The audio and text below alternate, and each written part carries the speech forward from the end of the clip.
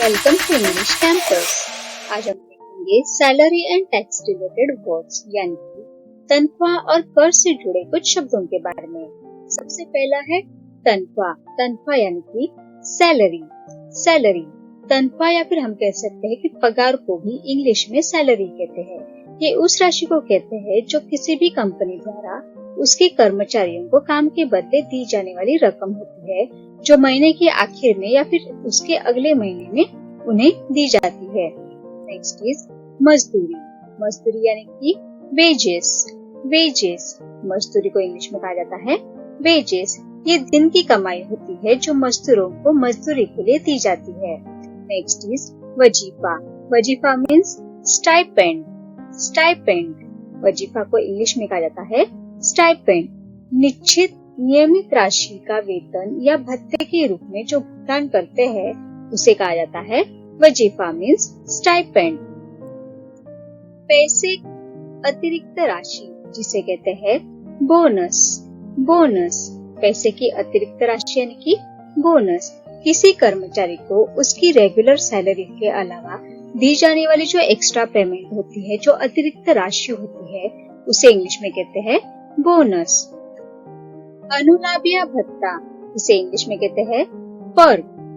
Perk अनुलाभिया भत्ता यानी कि पर्क। इसे सुविधाएं भी कह सकते हैं जो कंपनी द्वारा एम्प्लॉयज को दी जाती है, जैसे कि मेडिकल अलाउंस यानी कि डॉक्टर के खर्चे हो गए, या फिर उनको कंपनी में आने जाने के लिए भी खर्चे कोई कोई कंपनी उन्हें प्रोवाइड करती है, तो इसे कहते हैं अनुलाभिया भत्ता और इसे इंग्लिश में कहेंगे पर्क।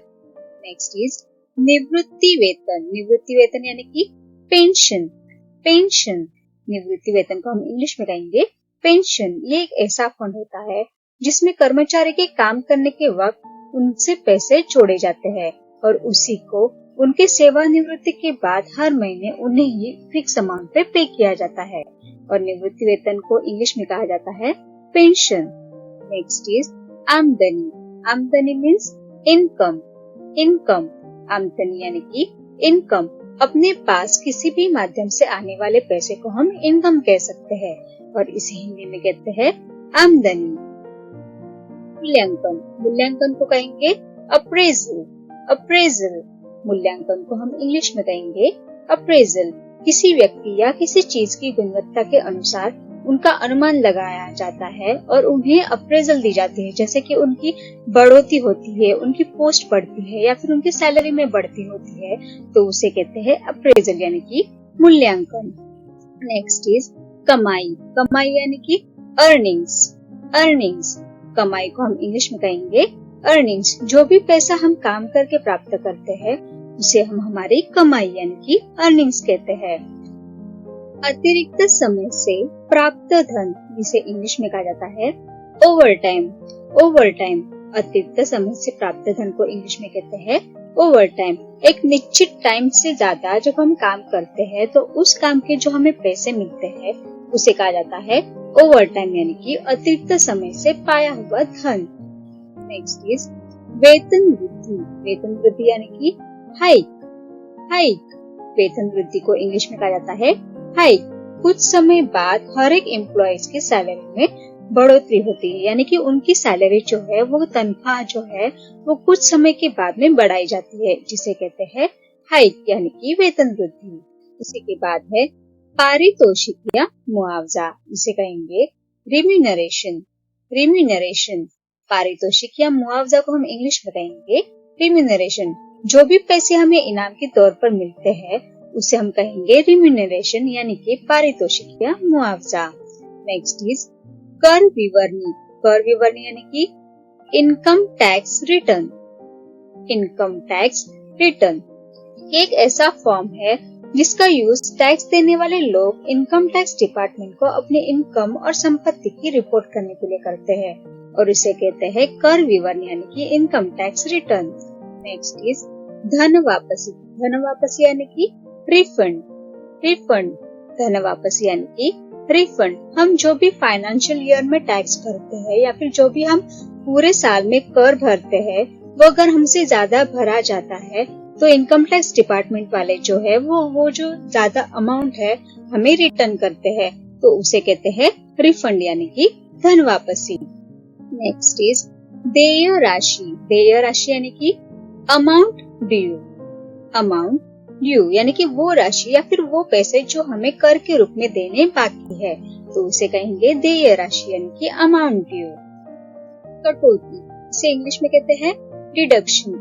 डिडक्शन इसका मतलब ये है कि गवर्नमेंट है यानी कि जो हमारी सरकार है वो एक पर्टिकुलर फिक्स अमाउंट पे ईयरली इनकम पर टैक्स लगाता है। अगर आपकी जो इनकम है या फिर आपकी जो उत्पन्न है वो उससे कम हो तो आपको टैक्स भरने की जरूरत नहीं रहती, तो उसे कहते हैं कटौती यानी कि डिडक्शन। आयात शुल्क, और इसे इंग्लिश में कहते हैं टैरिफ।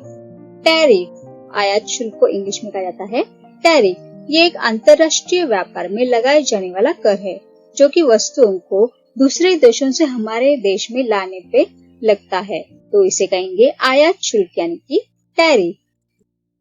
मुनाफा, मुनाफा को इंग्लिश में कहते हैं रेवेन्यू। रेवेन्यू मुनाफा यानी कि रेवेन्यू मतलब माल को बेचकर हम जो भी पैसा कमाते हैं उसे हम कहेंगे रेवेन्यू यानी कि मुनाफा। कर चोरी, कर चोरी को इंग्लिश में कहा जाता है टैक्स इवेशन। टैक्स इवेशन, कर चोरी यानी कि टैक्स इवेशन। कोई कोई कंपनियां जो है वो टैक्स को बचाने के लिए यानी कि कर भरने से बचने के लिए उनकी कंपनी कितनी बुरे हालात में है या फिर बिजनेस में कितना लॉस हो रहा है ये सब बताते हैं ताकि उनके जो पैसे हैं वो कर के द्वारा गवर्नमेंट को ना दी जाए, और इसी को कहते हैं कर चोरी यानी कि टैक्स इवेशन।